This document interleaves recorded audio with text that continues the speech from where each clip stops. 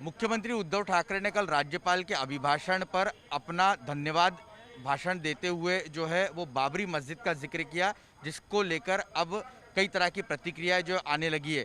कांग्रेस के नेता संजय निरुपम ने ट्वीट कर करके कहा है कि बाबरी मस्जिद का जिस वक्त जिक्र किया गया मुख्यमंत्री की तरफ से, उस वक्त कांग्रेस एनसीपी के जो विधायक थे वो इसका लुत्फ उठा रहे थे। हमारे साथ इस पूरे विषय पर बात करने के लिए समाजवादी पार्टी के नेता और सीनियर विधायक अब्बू आजमी जी है। सर, आप इसको कैसे देखते हैं? क्या आपको ये अफसोसजनक लगा? नहीं, मुझे अफसोसजनक नहीं, मेरे दिल पे चोट लगी।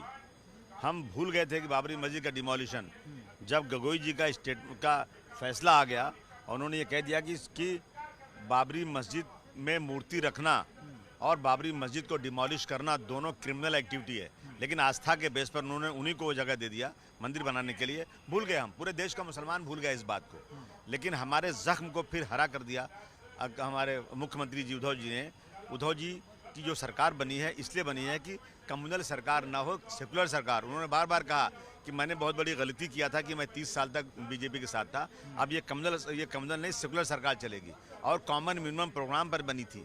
एनसीपी और कांग्रेस के सपोर्ट से सरकार बनी हुई है, और इस तरह का स्टेटमेंट देना कि बाबरी मस्जिद हमने ध्वस्त किया, हमें इसका गर्व है, मैं इसकी खुली निंदा करता हूँ। और मैं मांग करता हूँ कम से कम अपने जो माइनॉरिटी के मिनिस्टर्स बने इस सरकार में, उन्हें मंत्री पद से तुरंत इस्तीफा देना चाहिए, क्योंकि न तो सीए एनआरसी पे रिजर्वेशन आया, न तो रिजर्वेशन जिसमें कांग्रेस एनसीपी ने बार बात किया था वो रिजर्वेशन पे कुछ नहीं हुआ अभी तक, और उसके ऊपर से कि कॉमन मिनिमम प्रोग्राम में मंदिर मस्जिद का नाम कहीं नहीं था, लेकिन हट करके हाउस के अंदर आकर के इस कॉमन मिनिमम प्रोग्राम की धज्जियां उड़ा करके मंदिर मस्जिद का मुद्दा ला करके हमारे घाव को हरा किया। मैं समझता हूं कांग्रेस और एनसीपी को ये बात सोचना चाहिए और इसका जनता को जवाब देना पड़ेगा, हम भी उनसे पूछेंगे। लेकिन क्या आप इस संदर्भ में शरद पवार साहब हो या मुख्यमंत्री, इनको कोई पत्र लिखने वाले अपनी नाराजगी व्यक्त करते हैं? मुख्यमंत्री को तो नहीं लिखूंगा, मैंने कई बार बातें किया है, लेकिन आज तक हमारे यहाँ एक मसल है कि भैंस के आगे बीन बजाओ भैंस बटी पगुराए। जब कोई बात सुनी नहीं जा रही है, जब बार ये कहा गया कि भाई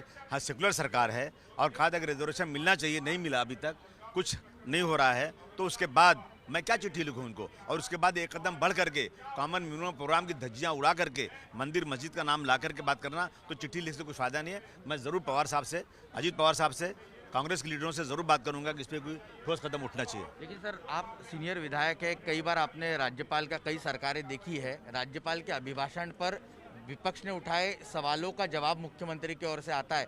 कल का जो भाषण हुआ उसके बाद विपक्ष आरोप लगा रहा है कि ये चौक पर किया हुआ राजनीतिक भाषण है। बिल्कुल, ये बात तो मैं भी कह रहा हूँ कि उनको जिस तरह से करना चाहिए था इश्यूज वाइज, उनके राज्यपाल के भाषण पे रिएक्शन और न करके उन्होंने अपनी मर्जी से जो चाहा उन्होंने किया, मुझे लगता है कि एक मुख्यमंत्री को ये शोभा देता है। शुक्रिया बात करने के। तो कुल मिलाकर बड़े ही कड़े शब्दों में मुख्यमंत्री के भाषण की यहाँ पर निंदा की, और इतना ही नहीं, मंदिर मस्जिद का मुद्दा इस सेक्युलर सरकार में जिस तरह से उद्धव ठाकरे ने विधानसभा के अंदर उठाया, उससे अब्बू आजमी नाराज है। आपको बता दें कि समाजवादी पार्टी ने सरकार को समर्थन दिया हुआ है, और अब अब्बू आजमी ये मांग कर रहे हैं कि जिस तरह से भाषण किया गया है उसको देखते हुए माइनॉरिटी मिनिस्टर जो सरकार में है उन्होंने तुरंत प्रभाव से इस्तीफा दे देना चाहिए। कैमरा पर्सन कृष्णा खापरे के साथ रौनक कुकड़े, एबीपी न्यूज़, मुंबई।